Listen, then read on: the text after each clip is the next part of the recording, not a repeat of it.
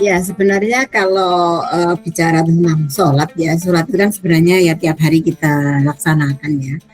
Kebetulan memang saya bersama rekan itu melakukan review jurnal ya. Jadi sebenarnya ada beberapa jurnal yang memang match atau cocok dengan kondisi kesehatan ya, dan memang kebetulan saya fisioterapi itu kaitannya sama aktivitas fisik, aktivitas fungsional gitu ya. Jadi makanya di sini juga kita fokus ke aktivitas fisik dan fungsional juga, termasuk meskipun juga ada bahasan tentang kesehatan mental ya. Jadi memang kalau dilihat aktivitas sholat yang mungkin itu sebenarnya ringan ya. Jadi tidak kita merasa bahwa itu tidak sengaja kita melakukan gerakan itu, tetapi sebenarnya aktivitas ringan yang dilakukan berulang kali itu akan memberikan dampak yang positif terhadap tubuh kita ya. Jadi mungkin ketika kita rukuk, kemudian sujud, itu ada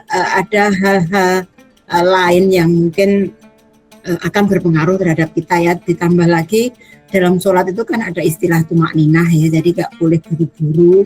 Jadi sholat kan harus juga dinikmati. Ketika kita rukuk aja mungkin diistilahkan bahwa ketika ada gelas di atas badan kita, itu gelas itu tidak akan jatuh gitu. Nah itu kan berarti memang apa yang kita lakukan itu sebaiknya memang tidak terburu-buru atau pelan-pelan. Dan ketika sesuatu hal yang dilakukan dengan pelan, apalagi dengan gerakan ya, gerakan ini harapannya kita ada semacam stretching ya, atau pembuluran dari otot itu tadi ya. Jadi stretching itu kalau secara fisiologis memang kita memerlukan waktu sekitar 15-30 detik untuk setiap kali satu gerakan ya. Jadi kalau satu gerakan, misal taruhlah kita melakukan stretching itu penguluran satu anggota, itu kalau kita mau ada makna atau ada pengaruhnya, nah itu kita lakukan minimal 15-30 detik atau hitungan gitu ya. Nah kalau pada sholat ini yang dilakukan dengan cepat, itu bukan berarti tidak ada pengaruh, cuman mungkin pengaruhnya agak minimal gitu, karena memang pengaruh dari pengulurannya tadi bisa jadi itu lebih kecil daripada ketika kita lakukan dengan tumakninah atau dengan tenang dan santai. Itu aja sih sebenarnya. Jadi ditambah lagi mungkin dari sholat sendiri ketika ada penguluran itu nanti akan didapatkan efek dari fleksibilitas dari otot, dan juga nanti akan terjadi relaksasi dari otot. Jadi sholat sendiri kan memang ada mekanisme kontraksi, relaksasi. Jadi memang itu dalam makna ketika setiap gerakan kita itu memang ada mekanisme itu tadi. Sebenarnya belum ada penelitian yang yang memastikan bahwa durasi rukuk sujud itu memang belum ada. Tetapi ya memang dari sisi agama itu kan memang dari sisi sudah diminta untuk tumakninah, dalam mana bahwa kita tidak boleh terburu-buru. Nah itu mungkin perlu next penelitian untuk bisa mengupas tadi ya, mungkin berapa detik, berapa menit, tapi dari studi yang observasi itu kan memang itu tidak bisa. Dan sholat, apakah iya sih sholat itu kadang-kadang kalau dipatok harus berapa menit, itu memang juga akan menjadi hal yang agak sulit bagi respondennya ya. Jadi kalau kita lihat dari sisi efeknya, mungkin kita bisa melihat dari mana. Kalau kita melihat dari sisi dari sisi ototnya, nah itu tadi ada mekanisme relaksasi dan penguluran gitu. Tapi kalau kita bisa melihat dari ketenangan, kemudian dari sisi yang lain seperti mungkin dari sisi hormonal, nah, itu akan berbeda lagi. Jadi mungkin nanti akan terjadi rileksnya tidak hanya sekedar dari relaksasi otot, tetapi juga rileks secara psikologis. Dan mungkin dampaknya akan terjadi tadi. Kalau kita tenang, mungkin juga kita tidak buru-buru, tidak dikejar-kejar sesuatu, itu mungkin mental kita juga akan lebih lebih sehat. Jadi otot kita itu bukan berarti berhenti untuk berkontraksi ketika kita duduk lama pun. Jadi otot tetap berkontraksi, tetapi kan kontraksinya kan dalam posisi statis.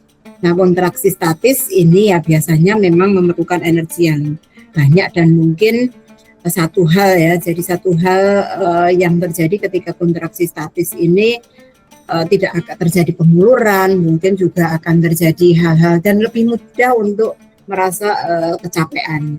Jadi kalau ada sholat itu kan ada stretching mulai dari mungkin di punggung stretching sampai ke otot-otot ya, otot-otot di bagian belakang ini ketika sujud kan akan terulur semuanya, termasuk di otot punggung, kemudian otot di bagian paha, di bagian ankle juga, karena kan ketika kita sujud satu hal ankle kita kan harus terulur ya. Jadi kalau kita mengatakan apa ini lantar fleksi ya, sebenarnya kalau dilihat dari risiko mungkin ini ya, positioning, memang posisi sujud itu bisa menyebabkan terjadinya mungkin akan terjadi pusing gitu ya. Tapi sebenarnya kalau dilakukan dengan smooth atau jadi perubahan posisinya itu tidak tiba-tiba, itu mungkin akan lebih aman gitu ya. Meskipun ya nanti kalau pada lansia memang ya sekali lagi gerakan itu memang harus lebih hati-hati, termasuk juga pada saat bangkit dari sujud ke langsung berdiri. Itu mungkin ada istilah ortostatik hipotensi gitu ya. Ortostatik hipotensi itu adalah suatu keadaan di mana terjadi perubahan atau tekanan darah itu langsung drop turun pada saat terjadi gerakan. Dari semula sujud agak lama kemudian naik ke berdiri. Nah, itu biasanya akan terjadi penurunan tekanan darah. Dan ini biasanya akan berdampak pada mungkin lansia agak terasa pusing gitu, atau ya mungkin tidak hanya lansia, kadang-kadang kalau kita sakit itu pernah ya mungkin kawan-kawan sakit gitu kan pusing, dan dari posisi tiduran lama kemudian ke posisi tegak itu akan terasa pusing. Nah, itu juga yang disebut sebagai ortostatik hipotensi, di mana dari posisi baring yang lama kemudian ke posisi tegak itu akan terjadi perubahan dari tekanan darah, dan tekanan darah cenderung turun.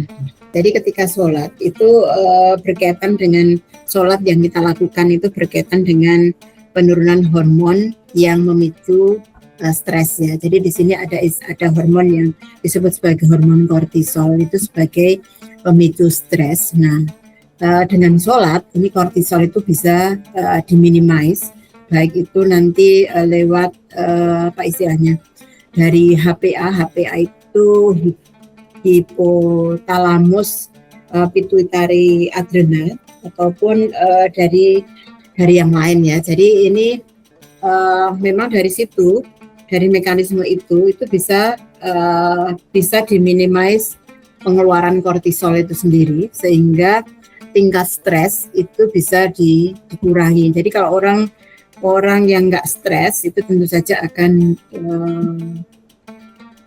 berkurang ya. Jadi mungkin dari sisi mentalnya, ketenangannya akan bertambah. Nah, kalau kita bicara tentang stres itu tidak hanya sekedar stres yang sifatnya psikologis dari otak ya. Jadi kita mengenal ada istilah stres oksidatif gitu ya. Jadi stres oksidatif itu adalah adanya ketidakseimbangan antara oksidan dan antioksidan dalam tubuh. Nah, di sini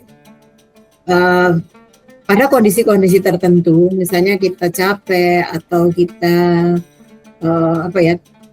mungkin ada terpapar banyak bibit penyakit, itu satu hal yang mungkin akan muncul adalah oksidan kita akan tinggi ya. Jadi kalau di sini disebutkan bahwa di review ada salah satu jurnal itu mengatakan bahwa sholat itu bisa menurunkan biomarker dari stres oksidatif itu. Jadi kita ada biomarker stres oksidatif yang disebut sebagai malondialdehid ya. Jadi malondialdehid itu adalah salah satu biomarker dari stres oksidatif. Dan di sini sholat itu bisa meningkatkan salah satu antioksidan. Sorry kalau saya tadi salah ya. Jadi oksidannya itu adalah MDA atau malondialdehyde.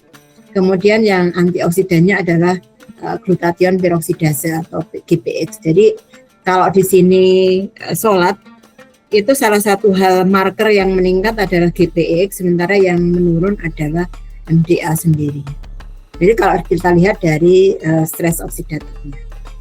Jadi kalau memang stres oksidatif ini banyak memegang peranan penting ketika seseorang itu ya dengan aktivitas kita sehari-hari, termasuk juga kalau kita banyak intake lipid gitu ya. Nah di situ nanti juga oksidan dan antioksidan juga berperan dalam tubuh kita.